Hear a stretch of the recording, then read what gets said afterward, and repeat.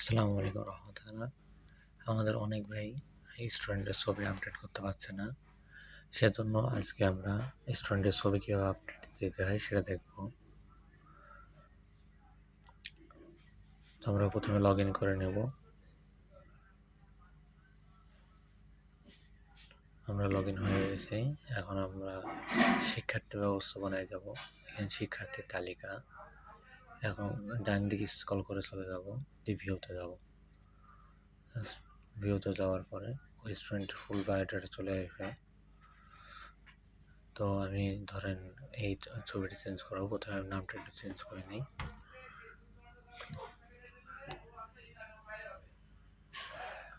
নামটা চেঞ্জ কর,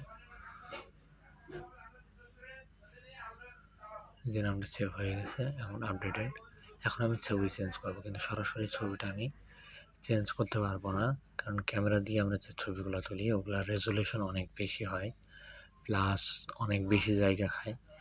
ফলে আমরা সরাসরি আপলোড দিলে সেটা সার্ভারে নেবে না, সুন্দর হবে না। তো প্রথমে আমরা ক্রোমে যাব। তো আমরা ক্রোমে গেলাম। ক্রোমে যাওয়ার পরে আমরা সার্চ করব remove.bg। এই ওয়েবসাইটে যাব। এই ওয়েবসাইটে যাওয়ার পরে আমরা যে ছবিটা আর কি আপলোড করতে চাচ্ছি সেটা প্রথমে সিলেক্ট করে নেব। তো সিলেক্ট করলে দেখেন এটা অটোমেটিক্যাল ব্যাকগ্রাউন্ড যেটা ছিল সেটা রিমুভ করে ফেলবে। দেখেন একটু সময় নিচ্ছে।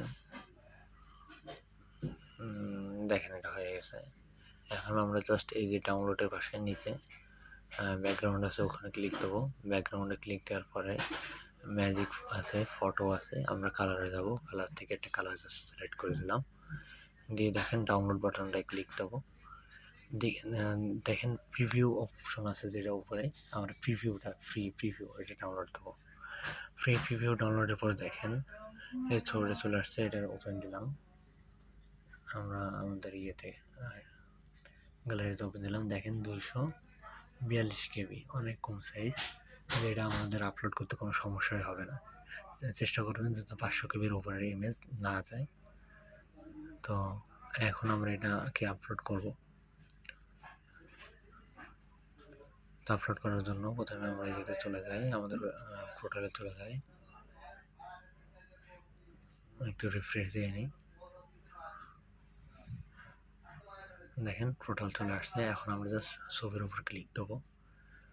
ছবির উপর ক্লিক দিলে দেখেন সিলেক্ট অপশন আসবে, সিলেক্ট করে দেবো। দেখেন আপলোড হচ্ছে। দেখেন সাকসেসফুলি আপলোড হয়ে গেছে।